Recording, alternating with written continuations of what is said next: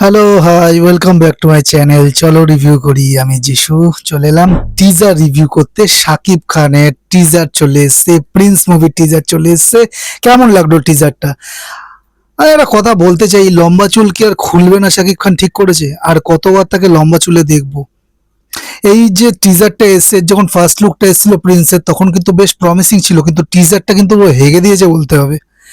আমরা ব্যাড আস রবি কুমার দেখেছিলাম, সেই হিমেশ রেশমিয়ার ঠিক ওই রকম একটা ভাইব পাচ্ছিলাম, এবং 90-90 এর দশকের জিনিসপত্র দেখাচ্ছে ঠিক আছে, এবং সেই এরাটাকে ধরার চেষ্টা করছে ঠিক আছে, কিন্তু তা বলে একটা পলিশড ভাব কি থাকবে না 2026-এর একটা মুভিতে? এর আগে যতগুলো সাকিব দু তিনটে বই করেছেন, সেগুলোতে দু একটা বই তো খাজা হলো, গল্প লেভেলে খাজা হলো, কিন্তু একটা প্রিমিয়াম লুক কিন্তু ছিল। আর এই নবাব লাস্ট যে মুভিটা দেখেছিলাম তাণ্ডব, তাতে তো মানে স্টোরিটাও আমার খুব ভালো লেগেছিল, এবং ওভারঅল মুভিটাও খুব ভালো লেগেছিল আমার। কিন্তু এই মুভিটা যে প্রমিস করেছিল, দেখো আমার কেন জানি না মনে হলো যে ঈদে আনবার জন্য খুব একটা তাড়াহুড়ো করে এই মুভিটাকে কমপ্লিট করা হয়েছে। এবং যে টিজারটা কাটিংটা হয়েছে, এত ঝাপঝাপ ঝাপঝাপ বেরিয়ে যাচ্ছে যে কিছু বোঝাই যাচ্ছে না। গল্প লেভেলে তারা বোঝাতে চেয়েছেন সেটা আলাদা ব্যাপার, কিন্তু কিছুই কি বোঝা যাবে না, কোনো ইম্প্যাক্টই ছাড়বে না। টিজার মানে তো টিজ করা পাবলিককে, হ্যাঁ, অডিয়েন্সকে। তো টিজটা আমরা হচ্ছি কিভাবে? তো চলো এটারই মানে এই প্রিন্স টিজারটারই একটা ওভারঅল ডিটেলস রিভিউ দেবো। তো চলো রিভিউ করি। টিজারটা দেখে মনে হচ্ছে এটা সেই চিরাচরিত গ্যাংস্টার বা আন্ডারওয়ার্ল্ডের গল্প, 90 দশকের ঢাকার ক্রাইম ওয়ার্ল্ড নিয়ে। এর আগে অনেক কাজ আমি দেখেছি, তোমরাও দেখেছো। শাকিব খানের আগের ছবি যেটা, যেমন তুফান বা বরবাদ, এর সাথে এই লুক এবং মেজাজের অনেক মিল পাওয়া যাচ্ছে। কোনো প্লট টুইস্ট পাবে কিনা সেটা নিয়ে কিন্তু একটা মানে সন্দেহ থেকে যাচ্ছে। গল্পটা খুব জেনেরিক মনে হচ্ছে এখনো পর্যন্ত, যা টিজারটি প্রমিস করছে। আর দুর্বল গ্রাফিক্স লাগছে এবং মেদযুক্ত এডিটিং। যদিও দাবি করা হচ্ছে এটা বড় বাজেটের সিনেমা, টিজারে কিছু কিছু দৃশ্যে গ্রিন স্ক্রিন বা ভিএফএক্স এর কাজগুলো কিন্তু কোনোভাবেই ন্যাচারাল মনে হয়নি, বরঞ্চ অ্যামেচারিস লেগেছে। বিশেষ করে ব্লাস্টের দৃশ্য বা অতিরিক্ত রক্তক্ষরণ, সিজিআই যে ব্লাডগুলো দেখাচ্ছে দৃশ্যগুলোতে, মানে কৃত্রিমতার ছাপ স্পষ্ট। 1 মিনিট 21 সেকেন্ডের টিজারে অনেকগুলো দৃশ্য খুব দ্রুত পাল্টে যাচ্ছে, তাই মানে থিমটা অ্যাকচুয়ালি কি সেটা বুঝতেই হিমশিম খাবে তোমরা।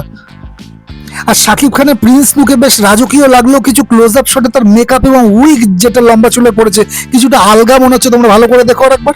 বিশেষ করে বরবাদ সিনেমার লুকের সাথে এতটাই মিল যে কোনটা কোন মুভি তা নিয়ে কিন্তু সোশ্যাল মিডিয়া একটা ট্রোল শুরু হয়ে গেছে অলরেডি।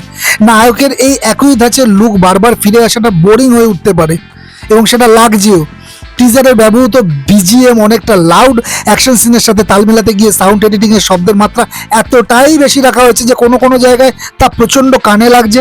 এছাড়া ডাবিং বা ভয়েস ওভারে শাকিব খানের কণ্ঠস্বর কিছুটা যান্ত্রিক মনে হচ্ছে, মানে খুব একটা ন্যাচারাল লাগছে না, যা আগের সিনেমাগুলোতে কিন্তু খুব একটা মানে এরকম অসুবিধাটা লাগেনি।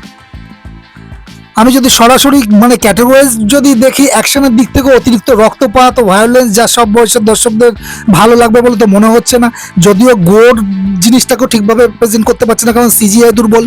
ড্রোন শটগুলো ভালো হলো, ইনডোর শটগুলো খুব ডার্ক লাগছে। গতানুগতিক হিরোইজম মার্কা ডায়লগ, নতুনত্ব কম, সেই ক্লিশে ডায়লগগুলোতে ভরা।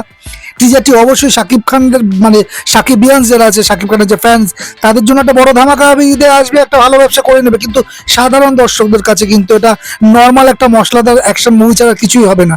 প্রিন্স যদি সত্যি শাকিব খানের ক্যারিয়ারের নতুন মাত্রা যোগ করতে চায়, তবে শুধু লুকে নয়, গল্পের গভীরতাতেও মন দেওয়া উচিত। যদি আমি দেখো গল্প ক্লিশে বা পুরোনো ভাব আছে ঠিক আছে, অতিরিক্ত ভায়োলেন্সের উপর নির্ভরতা এবং ভিজুয়াল এফেক্টসের পেশাদারিত্ব প্রচন্ড অভাব লেগেছে। এই যে টিজারটা তৈরি হয়েছে, এই টিজারটা মানে এত তাড়াহুড়ো করার দরকার নেই।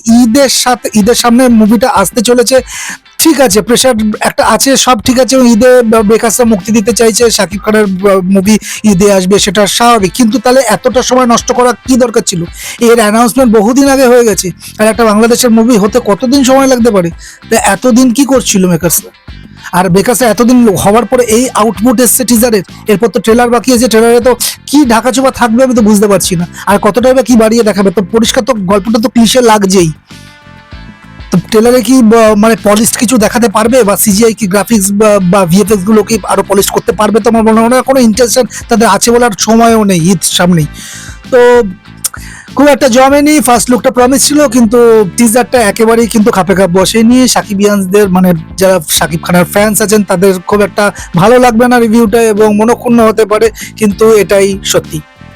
তো এই ছিল প্রিন্সের টিজার নিয়ে আমার ওভারঅল রিভিউ। তোমাদের কেমন লেগেছে সেটা তোমরা কমেন্টের মাধ্যমে আমাকে জানাতে পারো। এই ভিডিও যদি ভালো লাগে একটা লাইক শেয়ার করে দিও তোমার কাছের মানুষদের সাথে, আর চ্যানেলটাকে প্লিজ সাবস্ক্রাইব করে পাশে থাকো, আর বেল আইকনটা প্রেস করতে ভুলো না, নোটিফিকেশনটা নিয়ে তুমি সবার আগে রিভিউগুলো দেখতে পাবে। দেখা হচ্ছে নেক্সট ভিডিওতে, নেক্সট মুভি রিলেটেড বা সিরিজ রিলেটেড রিভিউ নিয়ে। ততক্ষণ ভালো থাকো, সুস্থ থাকো, দেখতে থাকো। চলো রিভিউ করি, টাটা।